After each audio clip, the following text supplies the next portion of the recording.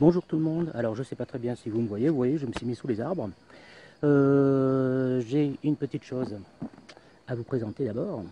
Ça, Jean-Claude Martinez. Alors si vous vous rappelez bien, quand je suis rentré dans la halle où il y avait tous les exposants, hein, à un endroit, j'ai parlé de Jean-Claude Martinez et des 2 pavés de 500 pages qu'il avait écrits. À vrai dire, il en a même écrit 3, j'ai vu. Et en vérité, c'est même pas 500 pages, c'est 600 pages. Donc je vais vous en parler tout à l'heure. Mais juste avant, j'ai 2 petites excuses à vous faire. La première excuse, c'est pour Monseigneur Jean-Paul Vesco, qui est intervenu tout à l'heure sur un commentaire de ma vidéo pour me dire que j'étais passé très vite devant comment ça s'appelle, la souscription pour Santa Cruz. Et il y avait une explication de tous les travaux de restauration qui étaient là, et je me suis rendu compte d'absolument rien. Et je voulais dire que si je me suis rendu compte de rien, d'ailleurs je lui ai répondu, c'est parce que j'étais vraiment lancé dans le reportage, et que ce reportage, ce genre de choses, je ne l'avais jamais fait, et que vraiment c'était quelque chose qui me prenait complètement, c'est-à-dire que j'étais presque débordé par la technique, même si vous avez eu l'impression pour certains que c'était quelque chose de simple, que je le faisais naturellement et tout, c'était pas du tout le cas. J'étais pas stressé, mais j'avais plein de choses à gérer et je les gérais plus ou moins bien. Résultat, en vérité, je passais devant les stands très vite sans trop savoir ce qu'il y avait dedans. Je m'amusais juste à décrire ce qu'il y avait. Et donc je m'excuse auprès de Monseigneur Jean-Paul Vesco. Et j'aimerais bien, en vérité, pouvoir faire un Skype avec lui pour qu'il explique le projet de restauration et enregistrer ce Skype et vous le passer. En fin de compte, je trouve que ce serait la meilleure solution. Et la deuxième excuse que j'ai à faire, c'est pour mon langage. Alors quand je me suis revu hier soir pour remonter la vidéo de manière plus correcte, je me suis rendu compte que je m'exprimais quand même de manière extrêmement familière assez souvent. Et c'est pareil, c'est que j'étais complètement pris par la technique, par la vidéo, par le son, que je tenais mal mon micro parce qu'il était coincé entre 2 boutons de chemise ici, c'était n'importe quoi.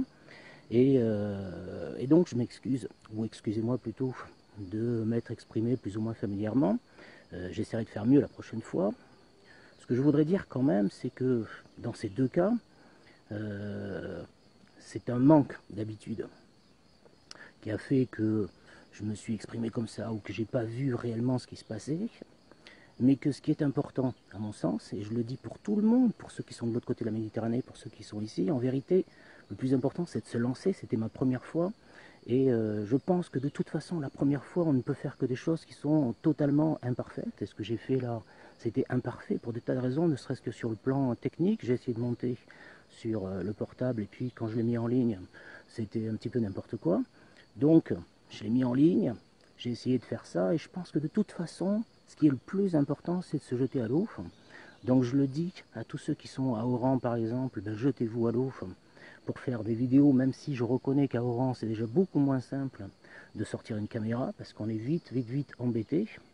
J'ai le souvenir de Ramzi Ben Saidi, qui est un photographe algérien et qui racontait qu'il s'était fait arrêter plus d'une fois parce qu'il avait à peine sorti son appareil photo. Alors une caméra, ça doit être moins évident, mais je vous montrerai les petites caméras GoPro. Alors j'en ai pas des GoPro, mais j'en ai une qui ressemble, qui est toute petite, qu'on peut se mettre ici, et avec laquelle on peut se promener plus ou moins discrètement. Je pense que je testerai ça aussi. Et le but du jeu, c'est vraiment pas de faire des choses parfaites, c'est d'arriver à témoigner. Je pense fondamentalement que le plus important pour moi, c'est de témoigner. Ce que j'ai fait à Nîmes, je le referai l'année prochaine, je le referai l'année d'après, l'année encore. Et l'année prochaine, je sais que je surveillerai mon langage beaucoup plus. Je sais que quand je passerai dans la halle, je ferai des choses différemment, parce qu'en vérité, je pense que j'y passerai une fois, d'abord tout doucement, et que je regarderai bien ce qu'il y a, au lieu de me jeter un petit peu à l'aventure et de passer à toute vitesse, même si en même temps je voulais pas faire trop long, hein.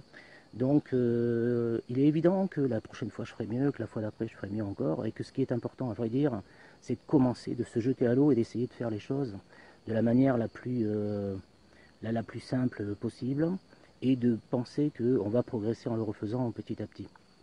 Donc, Je vous montre juste, avant de revenir à Jean-Claude Martinez, avec quoi je l'ai fait et avec quoi vous pouvez le faire très facilement.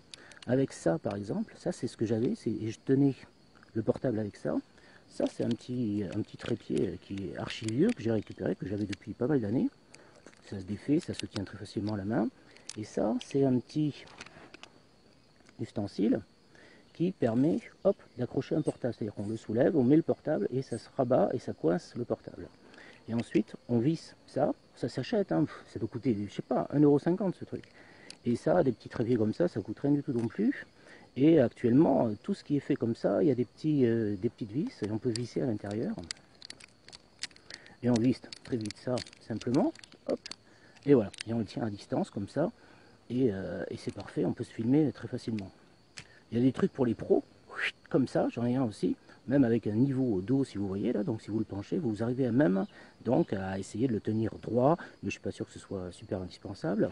Et il y a un autre accessoire qui est bien, c'est ça, qu'on appelle une perche.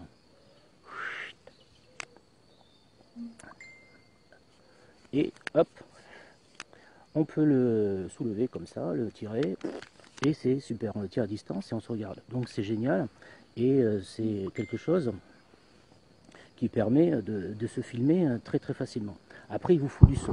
Alors moi j'ai ça, mais sincèrement j'ai ça parce que j'ai un téléphone Android, si bien que j'ai été obligé de mettre un truc comme ça pour le raccrocher à Android, sinon c'est même pas la peine, on peut pas filmer. Et par contre j'ai une micro-cravate et je me suis acheté une petite prise, je vous montrerai ça pour le relier au téléphone et ça devrait fonctionner. Donc avec ça, normalement vous pouvez faire ce que j'ai fait de manière très simple, il n'y a vraiment pas besoin d'être un pro, moi je ne suis pas un pro du tout. Hein.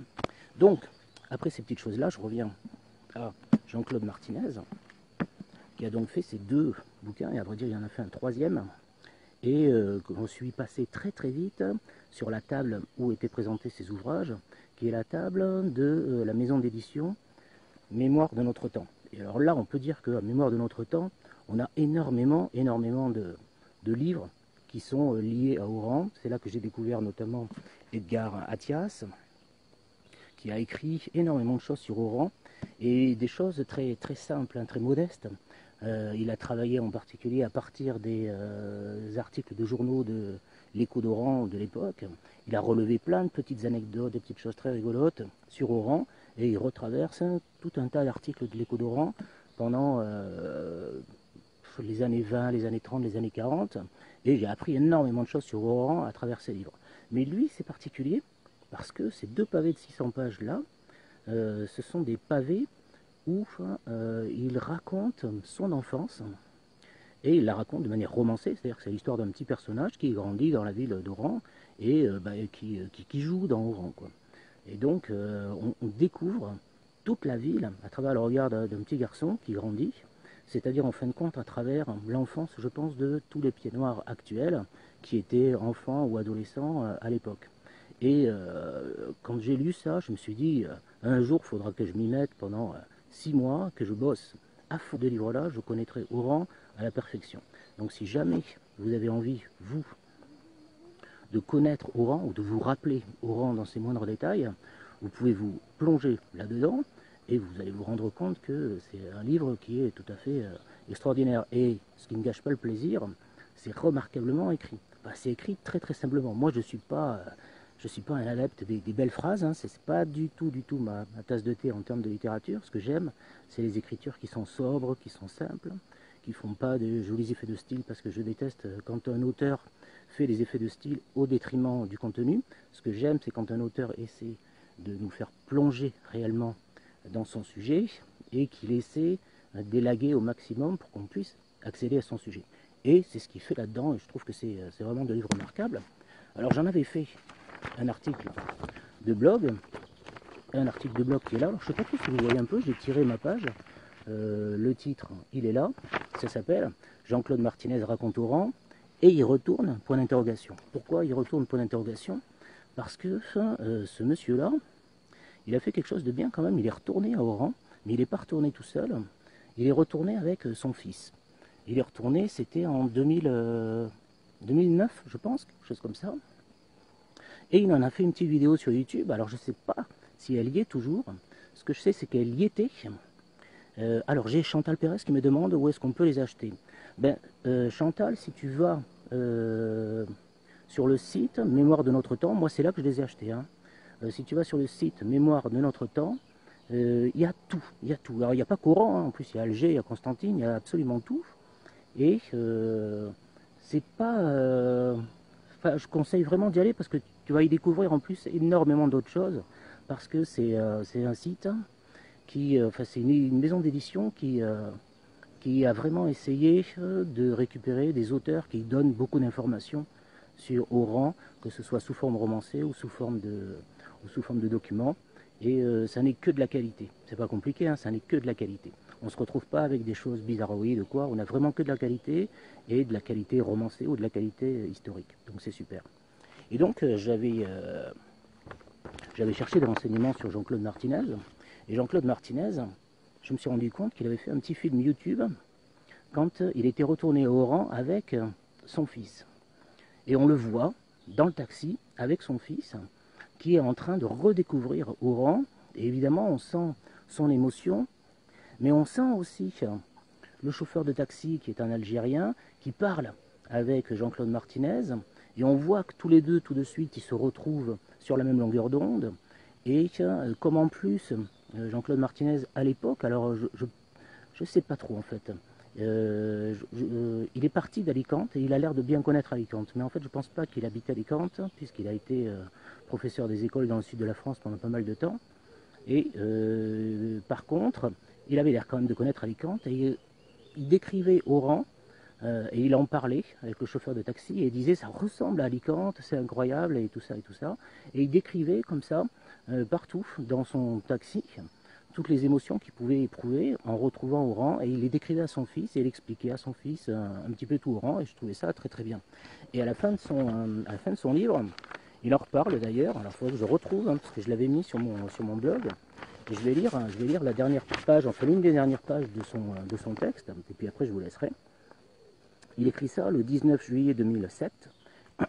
J'ai revu Oran, j'ai marché dans les rues de mon enfance et j'ai eu le privilège de montrer à un de mes enfants les lieux où j'ai grandi, où j'ai vécu les merveilleux moments de mon adolescence.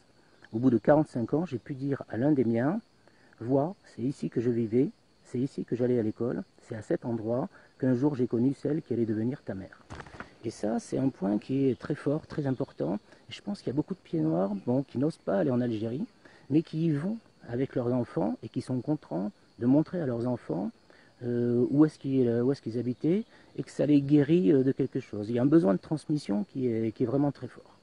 Voilà, bon, c'est tout ce que je voulais dire aujourd'hui. Je voulais présenter Jean-Claude Martinez parce que c'est quand même quelqu'un que j'ai trouvé assez formidable, puis assez courageux, puis assez volontaire. Et je trouvais ça très bien. Or, j'ai plus de son depuis 2 minutes, c'est marrant.